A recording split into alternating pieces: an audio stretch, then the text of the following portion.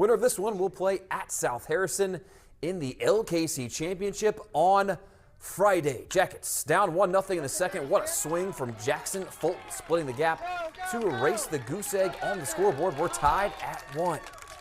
They're not done yet. The starting pitcher, Wyatt Powell, helping himself out at the plate, sending one into right to bring Fulton home. Williamstown takes the early lead.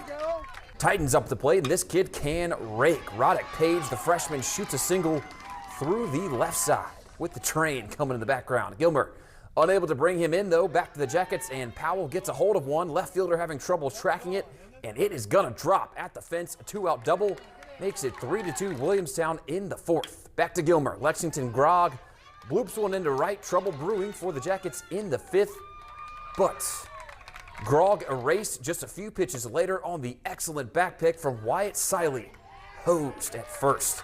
And then Powell finishes it off himself with the paint job on the heater side retired. Great outing for Powell today.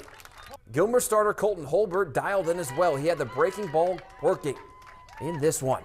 Behind every great start is some good defense. Check out Alex Schmidt in the outfield, making the adjustment to secure the catch on his back. Yes, sir.